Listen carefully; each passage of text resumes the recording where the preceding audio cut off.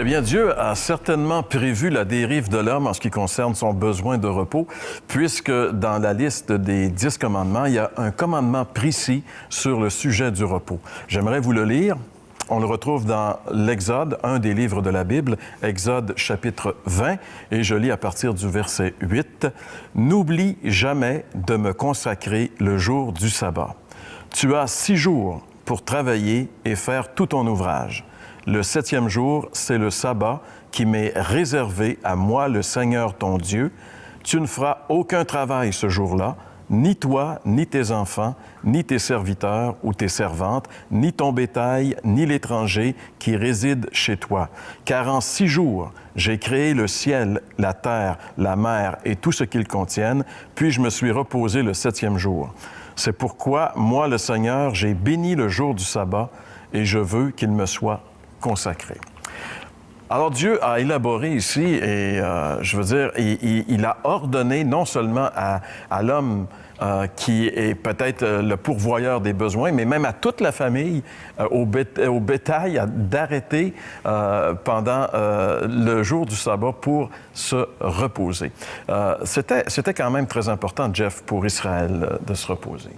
Oui, surtout si on se remet dans le contexte où Dieu vient de les délivrer de l'Égypte.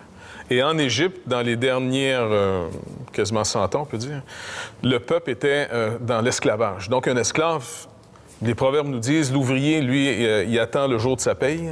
L'esclave, au maximum, lui, son repos, c'est l'ombre au bout du champ. Il attend d'arriver à l'ombre pour se reposer. Donc, l'esclave, il n'y a pas de repos. Sa vie, c'est comme si sa vie aboutit à rien sans arrêt. Tu t'opères tout le temps. Et là, quand Dieu les a libérés, il va leur donner, encore une fois, ce commandement pour maintenir cette fameuse liberté. Il y avait un but à l'alliance que Dieu a faite avec Israël.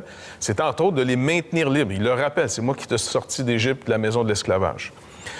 Le jour du repos était une journée de congé obligatoire. C'est quand même drôle de penser que c'est obligatoire, là. Parce qu'il faut forcer souvent les gens d'arrêter, parce que tant qu'on n'a pas compris qu'un travail est fini, bien, on opère sans arrêt. Eux, c'est des esclaves. Il ne faut pas oublier, ils ont une culture. Ils sont pris dans un travail continuel dans leur tête. Donc, Dieu dit, tu vas réserver cette journée-là, puis pour moi. Tu t'assois chez toi, et puis comme quelqu'un, j'en parlais à notre église dernièrement, puis la personne me disait, mais il faisait quoi en journée longue?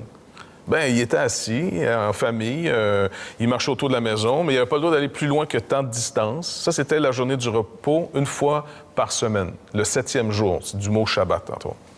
Puis après ça, Dieu leur donnait un autre congé. Imagine, à chaque 7 ans, congé national. Ça, c'était tous des cultivateurs, les gens à l'époque. Donc, tout le monde devait laisser la terre se reposer pendant 1 an. Ils ne travaillaient pas de l'année. Pas de l'année. Hey, mais à quand pour le Québec? Non, mais c'est vrai. Puis même, je pense que c'est un principe qui a été récupéré par certaines compagnies où est-ce qu'on dépend beaucoup de la créativité des ingénieurs, des gens. Et ils leur payent souvent un temps d'arrêt de tant de mois pour s'en aller. Ouais. Tu oublies tout, va à pain, je fais n'importe quoi. Oublie-nous, tu reviens après. Ouais. Et ça renouvelle vraiment les gens quand ils reviennent au travail. Donc, si on faisait ça à chaque 7 ans, et puis en plus, un autre congé, à chaque 49 ans, on annule les dettes à tout le monde. Congé de dette. Oui, le jubilé. Un congé de dette. Tout le monde retourne dans sa terre, dans son lopin de terre qui avait sa maison, même si tu l'avais perdu parce que tu avais été obligé de la louer, parce qu'on ne fait pas vendre à perpétuité en Israël, parce que la terre appartenait au Seigneur. Ouais. Et donc, Dieu faisait aussi un arrêt et il remettait les dettes à tout le monde. Et puis là, on repartait à un nouveau cycle. Et je pense qu'en plus, là aussi, on libérait les esclaves, on libérait les... Les esclaves, les dettes, les maisons étaient retournées aux propriétaires. Si on avait été obligé, parce que des gens vendaient leurs enfants, tout le monde revenait à la famille. Fait que c'était un temps assez fantastique, hein? Ouais. Et souvent, on a l'idée que Dieu est demandant, mais on oublie que quand on lit l'alliance que Dieu faisait avec Israël, il est extrêmement gracieux. Il veut leur apprendre à vivre dans leur repos. Et seule une personne qui a fini un travail peut vivre du repos. Et c'était symbolique aussi. Ça visait vraiment un but, ce repos. Et je pense que le but, peut-être, on peut le discerner quand Jésus était sur la croix, il a dit « tout est accompli ». Et cette parole, je veux dire, si on la lit avec le repos du sabbat, veut dire que tout ce qu'on avait à faire pour obtenir l'approbation de Dieu, obtenir la vie éternelle, Jésus l'a accompli pour nous. Il a accompli l'œuvre.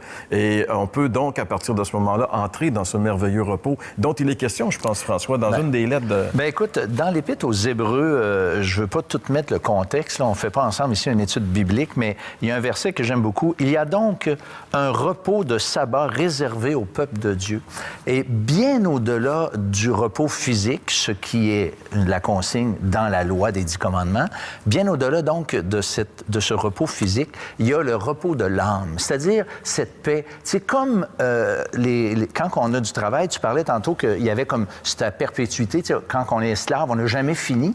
Et dans un sens, le repos de l'âme, c'est quelque chose que les gens n'obtiennent pas en accomplissant des choses. Ce qu'on appelle communément les bonnes œuvres. Le travail, il y a beaucoup de gens qui pensent qu'il faut qu'ils se gagnent la faveur de Dieu, puis là, ils pédalent, puis plus qu'ils en font pour Dieu, j'allais dire, plus qu'ils vont à messe, plus qu'ils se confessent, plus qu'ils font des bonnes choses, des... Porte-à-porte n'importe quoi. Oui, mais c'est vrai. Il y en a même qui travaillent à se reposer le samedi. Oui, c'est ça. Il y en a... Oui, parce que je connais quelqu'un qui respecte beaucoup le samedi, le sabbat, puis je vous assure que sa vie est un peu compliquée, pour être honnête.